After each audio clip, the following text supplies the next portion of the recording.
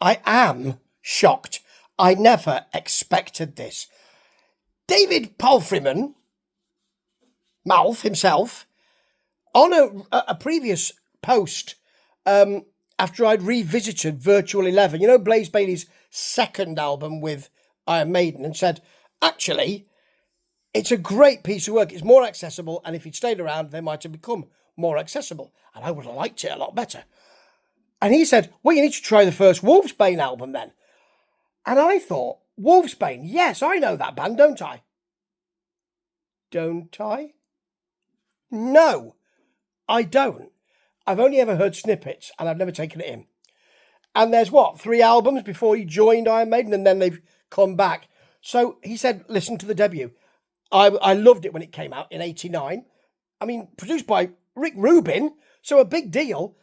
I didn't expect this at all, because people had said, and I'd fed into that feeling of, well, Blaze Bayley, he's the Iron Maiden frontman in waiting, isn't he? You know, my feeling was, well, Wolfsbane are an Iron Maiden copyist band then, aren't they? The two must go together. Boy, was I wrong. Now, the next 2 albums, because I don't know those either, and I'll listen to them, but they may be different. I may think, oh yeah, that's the Iron Maiden album that was never made. But this one, the first album, Live Fast, Die Fast, it's not an ideal title, is the album that DLR never made. DLR, Diamond Dave himself, David Lee Roth. It sounds like an album that should be between, well, it should be between Eat 'em and Smile and Skyscraper, I think.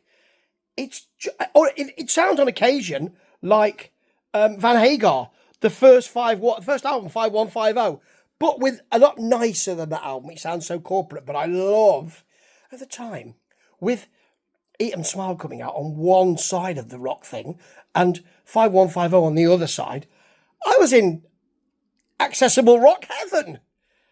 I mean, it's a lot to get on the sign, accessible rock heaven. A lot of neon needed, but there you go. Anyway, let me take you through this. I'm shocked, and actually, let me just say up front, I bloody love this. You've got Manhunt to start with. I thought, is this actually the album that or am I looking at something else entirely? I had to go and listen to, I mean, it's on my streaming service. I need to buy it. It's several times I thought, am I listening to the right thing? I have to go and have a look at it again. I have to go on YouTube and see if I can pick it. It is that track. So, because it's fast, it's pushy, it's got a wiggly solo, it's a bit Steve Vai, it's so Dave Lee Roth, it's overheated. Blaze Bayley is doing a Dave Lee Roth, not impression, but he's got those chops, shaking, without the G, of course, with an apostrophe.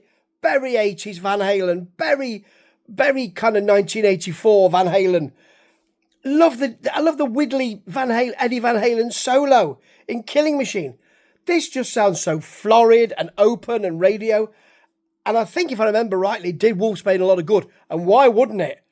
It's bloody marvellous. It sounds great now as well. I like it hot. It is hot.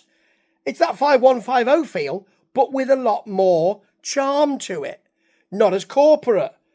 And I love the Steve Vai wiggly solo. Wait. What? There's a bit of vaudeville. It's standard radio rock, but it becomes a bit of vaudeville, Dave Lee, Diamond Dave. I like it hot. You've got a big ballad in here as well. That delivers.